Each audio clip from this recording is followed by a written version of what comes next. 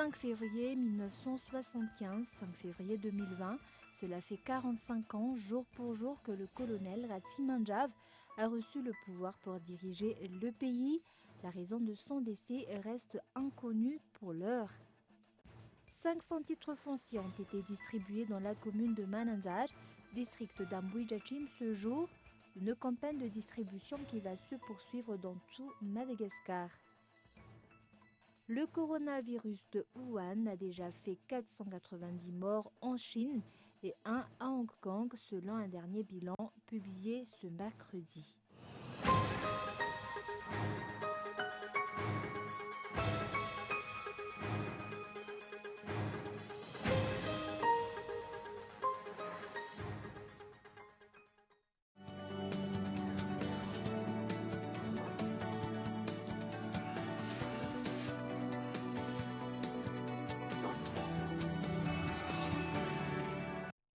Geox, Puma, San Marina, Unisa, Tamaris, Guess, Minelli, JB Martin, Adidas, Fossel, Asics, New Balance et Ralph Lauren.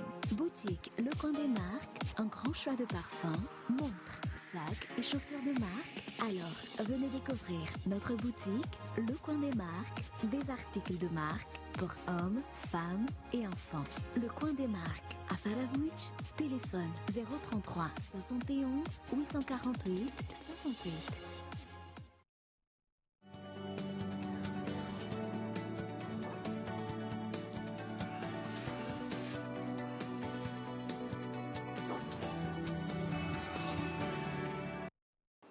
Bonsoir à tous et bienvenue dans cette nouvelle édition du journal en version française sur Cool TV. À la une aujourd'hui, 5 février 1975, 5 février 2020. Cela fait 45 ans jour pour jour que le colonel Ratsimanjave a reçu le pouvoir pour diriger le pays. Les historiens avancent qu'il était un homme sans ennemis. La raison de son décès reste jusqu'à aujourd'hui inconnue. Reportage. Le colonel Richard Ratsimanjave. Mon choix s'est porté sur le colonel Richard Ratsimanjave, ministre de la Défense nationale. Devant vous, les institutions et le gouvernement, je lui confère tous les pouvoirs afin qu'il puisse diriger le pays. Le transfert de pouvoir entre le général Gabriel Ramanantsoa et le colonel Richard Ratsimanjave est commémoré tous les 5 février de l'année. La cérémonie afférente a eu lieu à Païbé les 5 février 1975, c'est-à-dire il y a 45 ans. D'après les historiens, le colonel Richard Ratsimanjave s'est démarqué par les travaux qu'il a accomplis. C'était un ministre très apprécié par l'opinion à l'époque. C'était un ministre qui ne reculait pas devant ceux qui ont monopolisé l'économie de l'époque et a pu se démarquer par son bravoure et son courage. Un comportement qui a dérangé certaines personnes. Dès le moment où il a été investi, il a tout de suite fait preuve de bonne volonté en déclarant qu'il ne reculera pas devant les problèmes qui peuvent se présenter. Sa mort aura 50 ans en 2025, mais la vérité qui se cache derrière n'a jamais été rendue publique. L'affaire Ratsimanjave reste un vrai mystère. Il est très important de rendre publique la vérité, surtout que l'affaire va avoir bientôt 50 ans. On espère que dans 5 ans, on aura des choses à apprendre.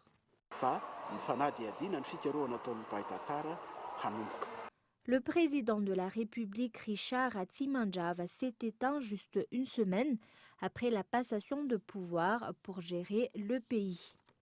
Et actualité politique, la nomination des 11 gouverneurs de région est très attendue par l'opinion après le remaniement gouvernemental. Les gouverneurs se doivent d'être proches de la population d'après les députés. Reportage de Henri Florian. Après le remaniement gouvernemental, les 11 sièges de gouverneurs de région sont actuellement très convoités par certains politiciens. Les gouverneurs de région remplacent les chefs de région. Les gouverneurs sont les premiers responsables au niveau de sa région. En coulisses, des noms commencent à circuler. Premièrement, ce sont les gouverneurs qui auront connaissance des problèmes. C'est eux qui vont collaborer avec les communes. Il faut donc des techniciens et on doit tenir compte de leur parcours respectif. La décentralisation effective est un défi qui a été fixé par le président de la République. La nomination des 11 gouverneurs de région restants est ainsi attendue. Et comme nous l'avons annoncé, dans les titres, 500 titres fonciers ont été distribués dans la commune de Mananzar, district d'Ambujachim. Ce jour, une campagne de distribution qui va se poursuivre dans tout Madagascar. L'amélioration du foncier dans la grande île continue. Reportage. Les responsables du foncier à travers le ministère de l'Aménagement du territoire et des travaux publics ont distribué 500 titres fonciers ce jour. La campagne de distribution a débuté dans la commune de Mananzar. C'est un grand jour pour les habitants de Mananzar. On a attendu ce moment depuis très longtemps.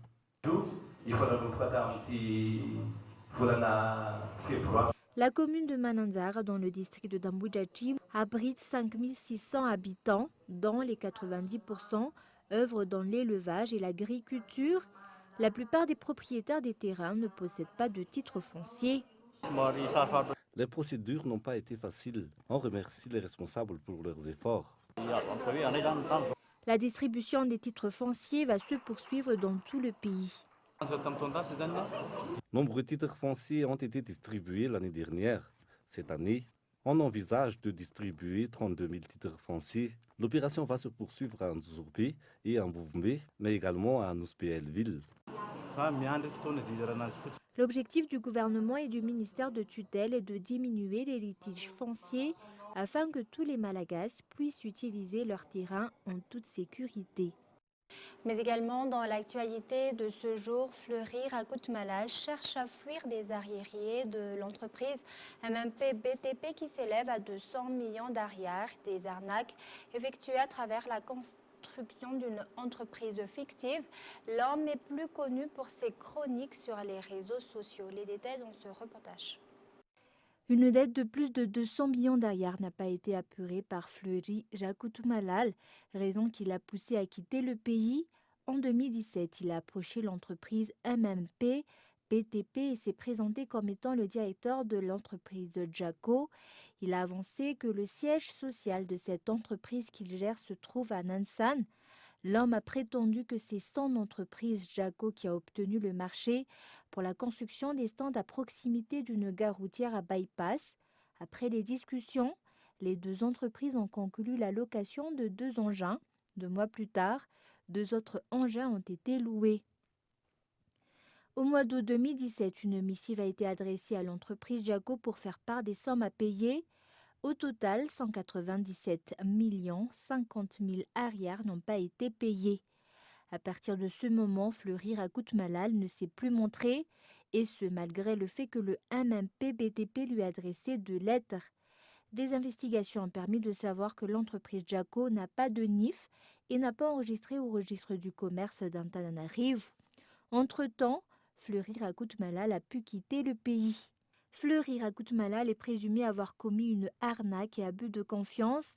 D'après une source proche du dossier, il a utilisé des chèques de l'entreprise Jeanne d'Arc pour arnaquer le MMP BTP. L'homme a donc obtenu des marchés publics avec une entreprise qui n'est même pas constituée légalement. Depuis, il prend le temps de dénigrer le régime et les dirigeants sur les réseaux sociaux comme pour cacher ses nombreux dossiers. Et avant de passer aux actualités internationales, se procurer des matières premières reste difficile. D'après les artisans, et afin de faciliter l'obtention de ces matières premières, des mesures ont été prises par les responsables au sein du ministère de tutelle. Reportage.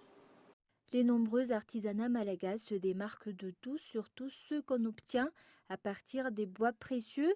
Toutefois, les artisans ont de plus en plus du mal à obtenir les matières premières nécessaires. La difficulté s'est fait ressentir après l'interdiction relative aux bois précieux. L'interdiction se concentre sur tous les bois de rose et les bois d'ébène, et récemment les palissandres. On est désemparé car on ne sait pas où on peut acheter du bois de rose quand on veut les utiliser. On utilise souvent les palissandres. Le ministère en charge de l'artisanat a fait savoir qu'une mesure d'accompagnement existe depuis l'année dernière. Cette mesure vise à faciliter l'obtention des bois précieux pour les artisans.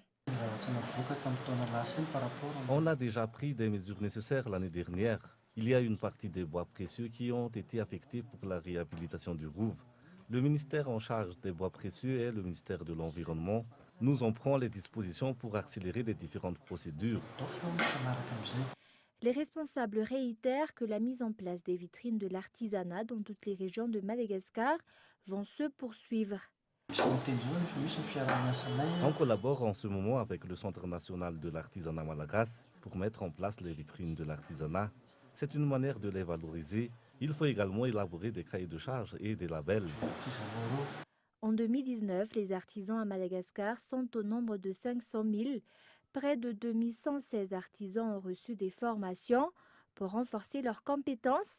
La valeur des exportations s'élève à 17 025 848,185 €. Et place maintenant aux actualités internationales. Le coronavirus de Wuhan a déjà fait 490 morts en Chine et 1 à Hong Kong, selon un dernier bilan publié ce mercredi. 3 agglomérations de la province orientale du Zhejiang, à plusieurs centaines de kilomètres de Wuhan, ont décidé de limiter les déplacements. Reportage de France 24.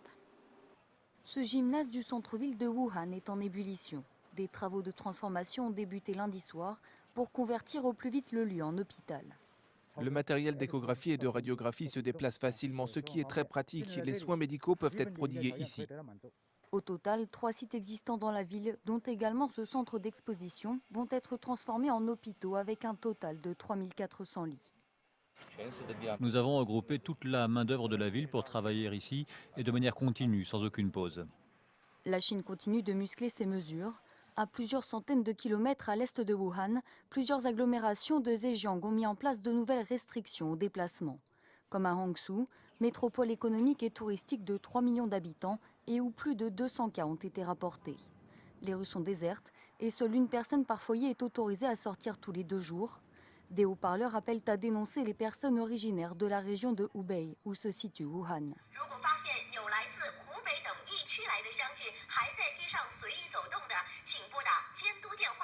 Ces mesures draconiennes ont été saluées par l'Organisation mondiale de la santé, qui estime qu'une fenêtre de tir existe pour endiguer l'épidémie.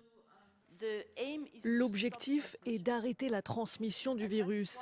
C'est pourquoi les pays mettent en place des mesures de détection précoce, d'isolation et de traitement des patients. Ceci n'est pas une pandémie. Les autorités hongkongaises ont fermé la quasi-totalité des postes frontières avec le reste de la Chine. Et après le premier décès dû au coronavirus sur ce territoire, 2 grandes compagnies aériennes américaines, United et American Airlines, ont annoncé la suspension temporaire de leurs vols à destination de Hong Kong, l'un des plus importants aéroports du monde. De leur côté, les autorités japonaises ont bloqué plus de 3700 voyageurs sur un bateau de croisière où au moins 10 personnes ont été contaminées par le virus. Et l'ancien président Daniel Arap, qui a dirigé le Kenya d'une main de fer entre 1978 et 2002, est décédé hier à l'âge de 95 ans. L'actuel président a ordonné que le pays observe un deuil national jusqu'aux funérailles. Reportage. Pour certains, il avait apporté la stabilité au Kenya. Pour d'autres, il n'était qu'un dictateur corrompu. Daniel Arap Moi, second président du Kenya, est décédé à l'âge de 95 ans après des mois passés à l'hôpital. Arrivé au pouvoir en 1978, il résiste 4 ans plus tard à une tentative de coup d'État et met en œuvre une répression féroce à l'encontre de ses opposants. Des années plus tard, la commission Vérité et Réconciliation kenyane conclura que son gouvernement s'est rendu responsable de violations de droits de l'homme, incluant des détentions illégales, des massacres et des tortures. À l'issue de manifestations massives et grâce à la pression de la communauté internationale, Daniel Arap Moi concède finalement le multipartisme.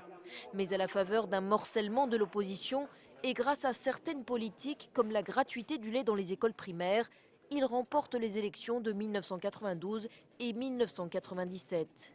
Mais la limitation des mandats le contraint à renoncer à la présidence en 2002, après 24 ans passés au pouvoir, un record pour un chef de l'État kényan depuis l'indépendance.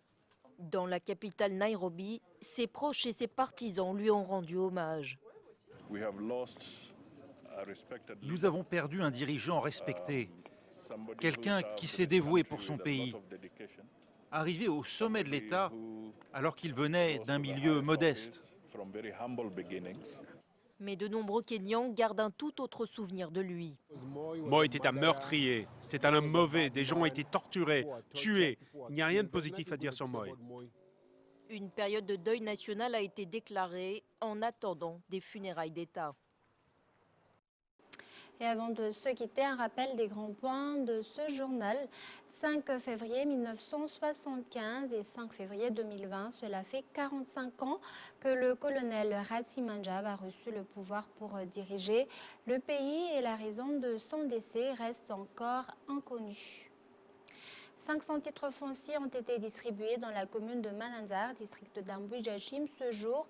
Une campagne de distribution qui va se poursuivre dans tout Madagascar. Et enfin, le coronavirus de Wuhan a déjà fait 490 morts en Chine et 1 à Hong Kong, selon un dernier bilan publié ce jour. Et voilà, c'est la fin de cette édition. Merci de l'avoir suivi. Je vous donne rendez-vous demain à la même heure. Au revoir.